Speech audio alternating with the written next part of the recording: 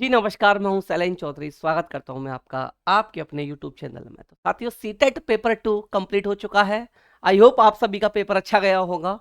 तो अगर हम बात कर रहे हैं पेपर 2 की, तो सबसे पहले हम लोग सीटेट के आंसर की देखने वाले हैं। इसके बाद हम लोग वन बाई वन सभी सब्जेक्ट की आंसर की देखेंगे।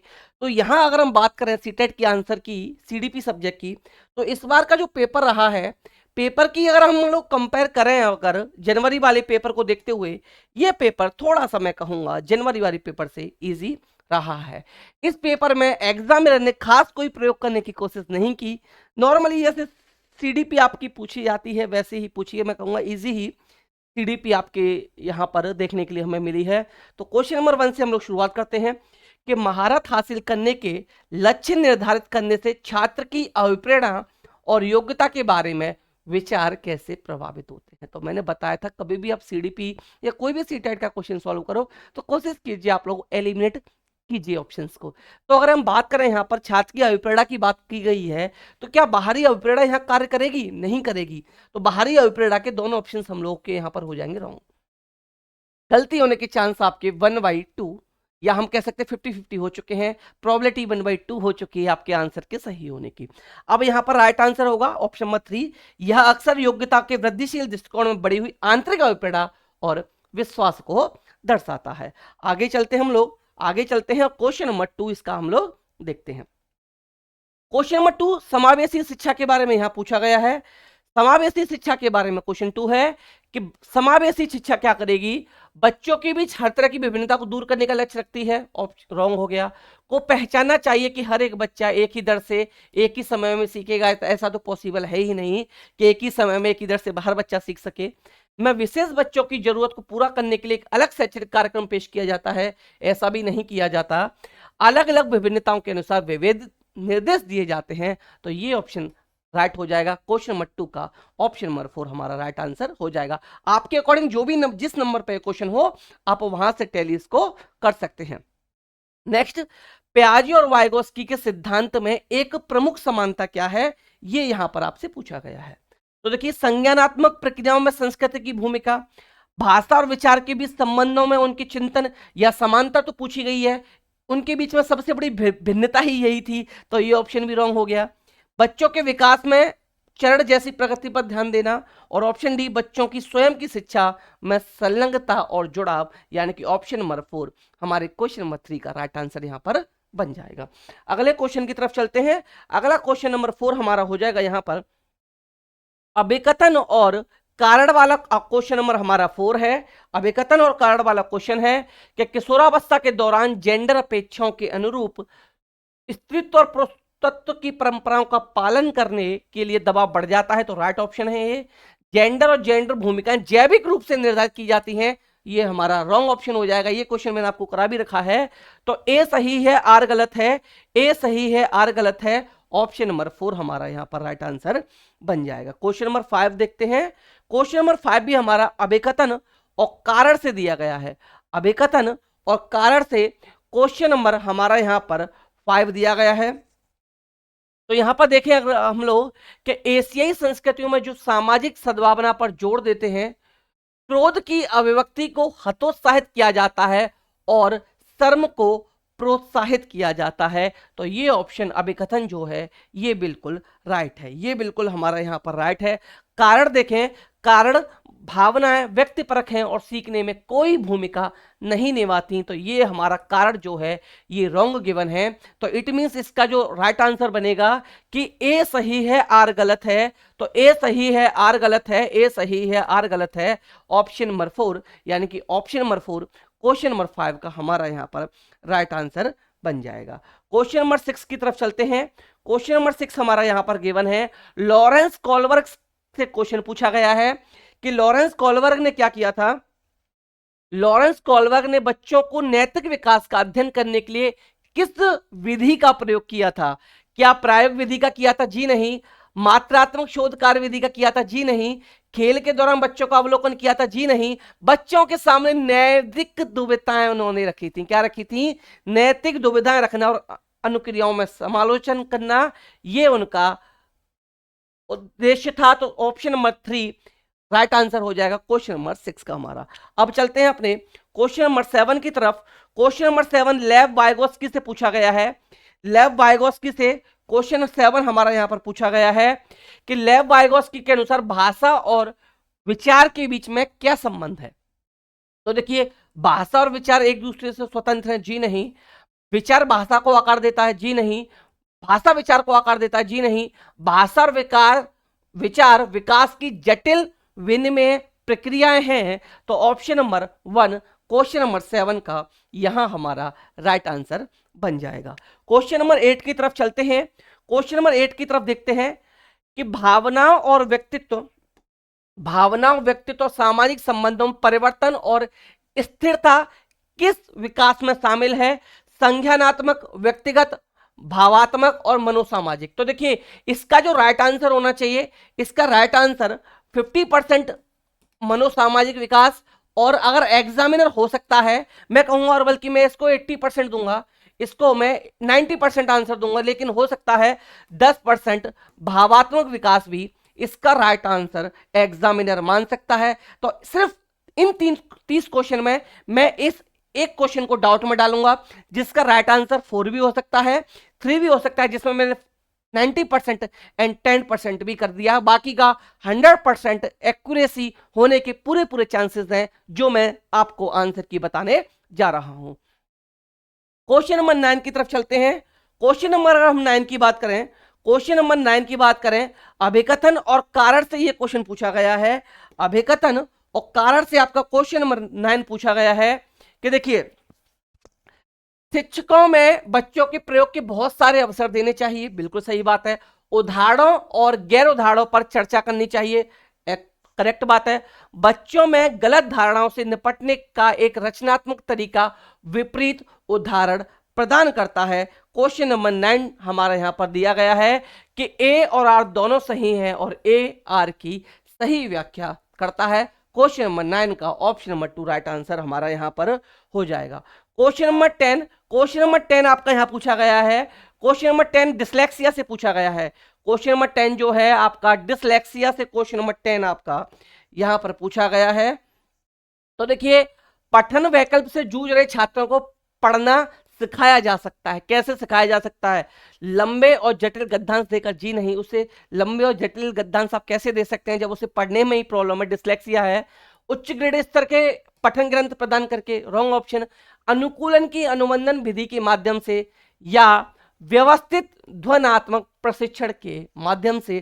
तो क्वेश्चन नंबर 10 का जो राइट आंसर बनेगा ऑप्शन नंबर 2 यहां पर राइट आंसर बन जाएगा। क्वेश्चन नंबर 11 की बात करें तो क्वेश्चन नंबर 11 है कि एक शिक्षिका खुद से पूछती है, मैं ऐसे अनुभव कैसे प्रदान कर सकती हूं जिसमें छात्रों को पर्यावरण के विभिन्न प्रकार की वस्तुओं को वर्गीकृत करने और उनकी वर्गीकरण के स्कीमों का विश्लेषण करने की आवश्यकता हो।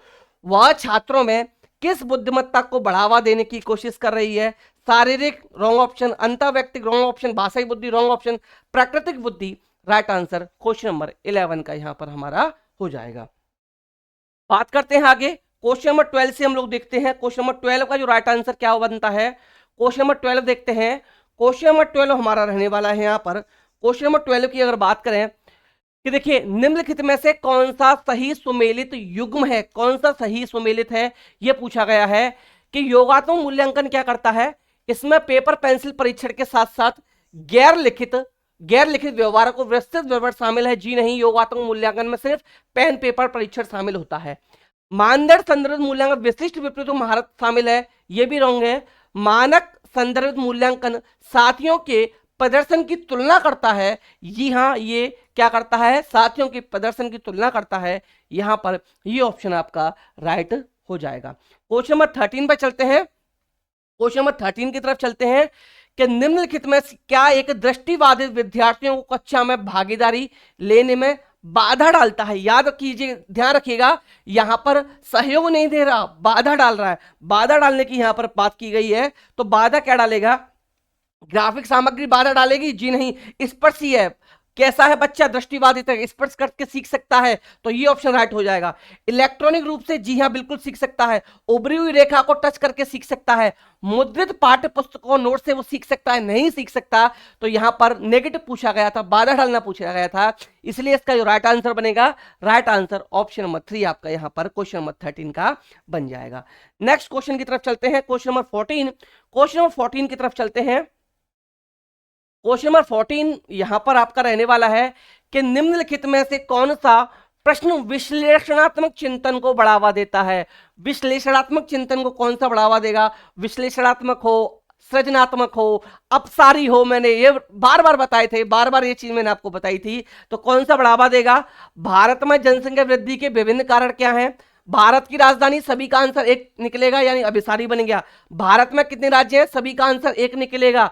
भारत की कुल जनसंख्या क्या है, सभी का आंसर एक निकलेगा। लेकिन बात पूछी जाए कि भारत में जनसंख्या वृद्धि के विभिन्न कारण क्या हैं, तो 10 लोगों से पूछा जाएगा, 10 लोग इसका अलग अलग आंसर देने की कोशिश करेंगे, सबका आंसर अलग अलग आएगा यहां पर। तो ये जो बन जाएगा आपका, ये विश्लेषणात्मक कह लीजिए, अपसारी कह लीजिए, सृजनात्मक कह लीजिए, इसका जो राइट आंसर बनेगा ऑप्शन नंबर 1 इसका राइट आंसर यहां पर बन जाएगा। क्वेश्चन 15 की तरफ चलते हैं। क्वेश्चन नंबर 15 से अगर बात करें, क्वेश्चन 15 से बात करें कि संवेदनशील अवधि समय होती है जिसके दौरान कुछ विशेष रूप से विकास के लिए महत्वपूर्ण होती है। क्या क्वेश्चन नंबर 15 का राइट आंसर रहने वाला है यहां पर। वंशानुगमन कारक जी नहीं, उत्पत्ति मूल कारक जी नहीं, मानव जाति कारक जी नहीं, पर्यावरणीय कारक जी हाँ, right answer option number 4, option number 4 यहाँ पर पर्यावरणीय कारक राइट आंसर क्वेश्चन नंबर 15 का हमारा यहाँ पर बन जाएगा। 16 की तरफ चलते हैं। विजिबिलिटी इसकी मैं समझता हूँ ठीक होगी वैसे, हाँ जी ठीक है, आपके लिए ठीक है, मुझे थोड़ा सा देखने में यहाँ प्रॉब्लम हो रही है बोर्ड पर। क्वेश्चन नंबर 16 की अगर बात करते हैं, क्वेश्चन नंबर 16 की अगर हम लोग यहाँ पर बात करें कि देखिए, शिक्षकों को शिक्षार्थियों के बीच व्यक्तिगत विभिन्नताओं का सम्मान करना चाहिए और सभी शिक्षार्थियों को आवश्यकताओं के अनुसार अपने शिक्षण को समायोजित करना चाहिए, तो ये बिल्कुल राइट ऑप्शन आपका हो जाएगा। शिक्षकों को विभिन्न पृष्ठभूमि के शिक्षार्थियों को पढ़ाते समय उनके बीच सहयोग, समूह और बातचीत, ये आपका रॉन्ग हो जाएगा, तो यानी कि ए सही है, आर गलत है, क्वेश्चन नंबर का ये राइट आंसर हमारा बन जाएगा। नेक्स्ट क्वेश्चन की तरफ चलते हैं, क्वेश्चन नंबर हमारा 17। क्वेश्चन नंबर 17 जीन प्याजे से क्वेश्चन नंबर 17 हमारा पूछा गया है। प्याजे से हमारा क्वेश्चन नंबर 17 यहां पर पूछा गया है। 17 क्वेश्चन की अगर बात करें कि देखिए, जीन प्याजे के अनुसार बच्चे वयस्कों से किस प्रकार भिन्न है, किस प्रकार भिन्न है ये बताना है।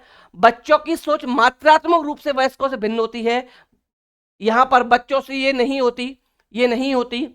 बच्चे वयस्कों से निर्भर होते हैं जबकि वयस्क स्वतंत्र होते हैं, जी नहीं। बच्चों की तुलना में वयस्क बहुत अधिक ज्ञानी होते हैं, ऐसा कहीं नहीं होता। बच्चों की सोच वयस्कों से गुणात्मक रूप से भिन्न होती है, ना कि मात्रात्मक रूप से। मात्रात्मक रूप से भिन्न नहीं हो सकती, गुणात्मक रूप से भिन्न होती है, तो राइट ऑप्शन क्वेश्चन नंबर 17 का ऑप्शन नंबर 4। अगले क्वेश्चन पर चलते हैं, क्वेश्चन नंबर 18। क्वेश्चन नंबर 18 पर हम लोग चलते हैं। क्वेश्चन नंबर 18 यहां हमसे पूछा गया है। क्वेश्चन नंबर 18 पर चलते हैं कि अब स्कूलों के उस ढांचे के भीतर कार्य करने चाहिए जो तैयार उत्पाद और सीखने के परिणामों का आकलन करते हैं, तो ये ऑप्शन नंबर 2 सीखना पक्के तौर पर अनुक्रमिक और पदानुक्रमिक है, तो दोनों यहां पर रॉन्ग है, तो ए और आर दोनों यहां पर रॉन्ग है, यानी कि ऑप्शन नंबर ए इसका राइट आंसर यहां पर क्वेश्चन नंबर 18 का हमारा बन जाएगा। क्वेश्चन 19 की तरफ चलते हैं। क्वेश्चन नंबर 19 हमारा है, क्वेश्चन 19 हमारा है कि निम्नलिखित में से कौन सा कथन स्वलीनता के संदर्भ में सही है। स्वलीनता के संदर्भ में कौन सा कथन सही है। क्वेश्चन नंबर 19 कि स्वलीनता का इलाज किया जा सकता है, उम्र के साथ इसमें सुधार आता है, रॉन्ग ऑप्शन। स्वलीनता वाले सभी में कम से कम एक विशेष कौशल होता है, रॉन्ग ऑप्शन। स्वलीनता एक तंत्र के विकासात्मक विकास है, जी हाँ, ऑप्शन नंबर 3 राइट आंसर आपका यहां पर हो जाएगा। क्वेश्चन नंबर 20 रचनावादी शिक्षण विद्यार्थियों को डैश की ओर ले जाता है, कौन से अधिगम की ओर ले जाता है। ग्रहणशील जी नहीं, अर्थहीन जी नहीं, यंत्र जी नहीं, खोजबीन आधारित अधिगम की ओर ले जाता है, तो राइट आंसर जो बन जाएगा इसका राइट आंसर आपका ऑप्शन नंबर 2 यहां पर हमारा बन जाएगा। नेक्स्ट क्वेश्चन नंबर 21 क्वेश्चन की तरफ चलते हैं। जीन पियाजे से क्वेश्चन नंबर 21 पूछा गया है कि जीन पियाजे के संज्ञानात्मक विकास का सिद्धांत यह बताता है, क्या बताता है जीन पियाजे का सिद्धांत। क्या बताता है कि शिक्षण की बल गतिविधि परिणाम पर होना चाहिए, ना कि सोचने की पर। Wrong option. व्यवहार को दंड पुरस्कार से अनुकूलित किया जाना चाहिए, रॉन्ग ऑप्शन। अवधारणा को जटिल से क्रम क्यों सिखाया जाना चाहिए, जी नहीं। पाठ्यक्रम को बच्चों की आयु समूह व चरण को ध्यान में रखकर तैयार किया जाना चाहिए, बिल्कुल हाँ। बच्चों की आयु और समूह को ध्यान रखकर तैयार किया जाना चाहिए, ये नहीं कि आप थर्ड क्लास के बच्चे को 12th क्लास का क्वेश्चन या फिजिक्स का क्वेश्चन सोल्व करने के लिए दे दें। तो इसका राइट आंसर जो बनेगा ये ऑप्शन नंबर 4 आपका यहां पर राइट आंसर बन जाएगा। अगले क्वेश्चन की तरफ चलते हैं हम लोग, क्वेश्चन नंबर 22। क्वेश्चन नंबर 22 की तरफ चलते हैं। क्वेश्चन नंबर 22 है आपका, क्वेश्चन नंबर 22 है कि प्रगतिशील शिक्षा में बच्चों को किस तरह से देखा जाना चाहिए, किस तरह से दिखाना चाहिए। कमजोर और सुरक्षा की जरूरत में, जी नहीं। मासूम और आश्रय, जी नहीं। आज्ञाकारी और केवल ज्ञान के उपयोग में, जी नहीं। ज्ञानवर्धक और अर्थ की रचना करने वाले के रूप में देखा जाना चाहिए। तो ऑप्शन नंबर 4 क्वेश्चन नंबर 22 का राइट आंसर हमारा यहां पर बन जाएगा। Question number 23, question number 23, Rama एक शिक्षिका है। क्वेश्चन नंबर 23 जो है कि रमा एक शिक्षिका है जो वाइगोत्स्की सिद्धांत को अपनी कक्षा में लागू कर रही है। वह एक चुनौतीपूर्ण कार्य करने के लिए अपने छात्रों को समूह में कार्य करने के लिए नियुक्त करती है। कार्य के दौरान एक छात्र को समूह महत्वपूर्ण संकल्प को समझने के लिए संघर्ष करता है। रमा के लिए इस छात्र की मदद करने का सबसे प्रभावी तरीका क्या होगा। तो छात्र को एक अलग कार्य सौंपे जो उसकी योग्यता के अनुकूल हो, जी नहीं। छात्र को समस्या को सॉल्व करने के लिए प्रयास करने की प्रोत्साहित करे, जी नहीं। छात्र की समस्या का उत्तर प्रदान करे ताकि समूह आवर, जी नहीं। छात्र के साथ समस्या पर काम करे और समूह के अन्य सदस्यों को शामिल करते हुए आवश्यकता अनुसार मार्गदर्शन और प्रतिपुष्टि प्रदान करे, फीडबैक प्रदान करे। तो यही हमारा राइट ऑप्शन बन जाएगा क्वेश्चन नंबर 23 का। नेक्स्ट क्वेश्चन की तरफ चलते हैं, क्वेश्चन नंबर 24। क्वेश्चन नंबर 24 हमारा है कि किस अधिगम की रणनीति में, किस अधिगम की रणनीति में बच्चों द्वारा दूसरों को सिखाना शामिल है, जो उन्होंने सीखा है, जो उन्होंने सीखा है शामिल है इसमें। ये जो पूछा गया है क्वेश्चन नंबर 24, पारस्परिक शिक्षण, रटकर सीखना, अनुबंध अधिगम, व्याख्यात्मक शिक्षण। तो इसका जो राइट आंसर बनेगा क्वेश्चन नंबर 24 का ऑप्शन नंबर ए, यहां पर पारस्परिक शिक्षण, ये आपका राइट आंसर यहां पर बन जाएगा। क्वेश्चन नंबर 25 की तरफ चलते हैं। क्वेश्चन नंबर 25 जो है, क्वेश्चन नंबर 25 जो है कि छात्रों के विभिन्न समूह को पूरा करने के लिए निम्नलिखित में से कौन सा सांस्कृतिक रूप से उत्तरदायी शिक्षण का सही वर्णन करता है। सुविचारित करता है, जी हां। अनुकूलित करता है, जी हां। विभेदित नहीं करता, मानकीकृत करता है। तो यानी कि option number 1, second and fourth, 1 second third, 1 second और थर्ड, यहाँ थर्ड जो है यहाँ पर इसका जो 25 का जो राइट आंसर बनेगा, 25 के राइट आंसर यहाँ पर बनेंगे, 25 का जो राइट आंसर बनेगा थर्ड नहीं, थर्ड भी हो जाएगा। तो मानकीकृत, जी नहीं, ये मानकीकृत नहीं होगा, तीनों हो जाएंगे आप। तो 1 2 3, 1 2 3 किस में है, 1 2 3 आपके ऑप्शन नंबर 4 में है, यानी ऑप्शन नंबर 4 इसका राइट आंसर यहां पर बन जाएगा। अगले क्वेश्चन की तरफ चलते हैं, क्वेश्चन नंबर 26। क्वेश्चन नंबर 26 की अगर बात करें कि विद्यार्थियों में समालोचनात्मक चिंतन को विकसित करने के लिए एक शिक्षक को क्या करना चाहिए, एक शिक्षक को क्या करना चाहिए। ऐसे सवालों से बचना चाहिए जिनमें विवेचन और विश्लेषण की आवश्यकता होती है, रॉन्ग ऑप्शन। केवल ऐसे ही सवाल पूछने चाहिए जिनका एक उत्तर हो, रॉन्ग ऑप्शन। विद्यार्थियों को उनके संदेह और सवाल पूछने का प्रोत्साहित करना चाहिए, रॉन्ग ऑप्शन। ऐसे सवाल देने चाहिए जिनमें निष्कर्ष और व्याख्याएं शामिल होते हैं। तो इसका जो राइट आंसर बनेगा ऑप्शन नंबर 4, क्वेश्चन नंबर 26 का हमारा यहां पर राइट आंसर बन जाएगा। क्वेश्चन नंबर 27 की तरफ चलते हैं। क्वेश्चन नंबर 27 है, यहां पर हमें गिवन है कि आप एक शिक्षक हैं जो अपने छात्रों को परासंज्ञानात्मक कौशल विकसित करने में मदद करना चाहते हैं। निम्नलिखित कौन सी रणनीति इस प्रकार के चिंतन को बढ़ावा देने की सबसे अधिक संभावना है। तो ऑप्शन नंबर गृह कार्य सौंपना, जिसके लिए याद रखने और याद करने की आवश्यकता होती है। मैंने बताया था याद करना, याद रखना रॉन्ग ऑप्शन होता है, नेगेटिव पॉइंट है। छात्रों को उनके प्रदर्शन पर गुणात्मक प्रतिपुष्टि के बजाय अंक देना, रॉन्ग ऑप्शन। छात्रों को अपने स्वयं के सीखने और सोचने की प्रक्रिया पर विचार करने के लिए प्रोत्साहित करना, प्रोत्साहित करना। क्वेश्चन नंबर 27 का राइट आंसर ऑप्शन नंबर 3 हमारा बन जाएगा। नेक्स्ट हम देखते हैं, नेक्स्ट देखते हैं क्वेश्चन नंबर 28। क्वेश्चन नंबर 28 पूछा गया है हमारा कि छात्रों के लिए कक्षा में प्रतिक्रिया सबसे अधिक प्रभावी होती हैं। कब सबसे अधिक प्रभावी होती हैं? कि यह वर्ष के अंत में परीक्षण पर केंद्रित है? जी नहीं। यह छात्रों की तुलनात्मक श्रेणी प्रदान करता है? जी नहीं। यह सीखने की गतिविधि के दौरान और पश्चात भी होता है? जी हाँ। राइट आंसर क्वेश्चन नंबर 28 का ऑप्शन नंबर थर्ड जो है ये आपका यहाँ पर राइट आंसर बन जाएगा। नेक्स्ट चलते हैं क्वेश्चन नंबर 29 की तरफ। क्वेश्चन नंबर 29 जो है अभिकथन और कारण का ये क्वेश्चन है। अभिकथन और कारण का ये क्वेश्चन आपका 29 रहने वाला है कि शिक्षकों के विद्यार्थियों के बीच बहस, चर्चा और सहयोग को प्रोत्साहित करना चाहिए। बिल्कुल करना चाहिए। नेक्स्ट, ज्ञान उत्पादन एक निष्क्रिय प्रक्रिया है। ये एक निष्क्रिय प्रक्रिया नहीं है, तो यही हमारा ये एलिमिनेट कर दिया, यही हमने रॉन्ग कर दिया। जब रॉन्ग कर दिया तो आर जो है वो गलत हो गया, तो ए सही है। तो देखिए दोनों गलत है, रॉन्ग, दोनों सही है, रॉन्ग, ए और आर दोनों सही है, रॉन्ग, ए सही है, आर गलत है, ऑप्शन नंबर 4। यहाँ पर एक ऑप्शन एलिमिनेट करते ही आपने सभी ऑप्शन राइट यहाँ पर निकाल दिए। इसीलिए मैंने बार बार बोला था कि जब भी आप सीटेट सॉल्व करें एलिमिनेट करके सॉल्व करें। नेक्स्ट है आपका क्वेश्चन नंबर 30। क्वेश्चन नंबर 30 की बात करें, क्वेश्चन नंबर 30 क्या है यहाँ पर? सुनीता क्या है?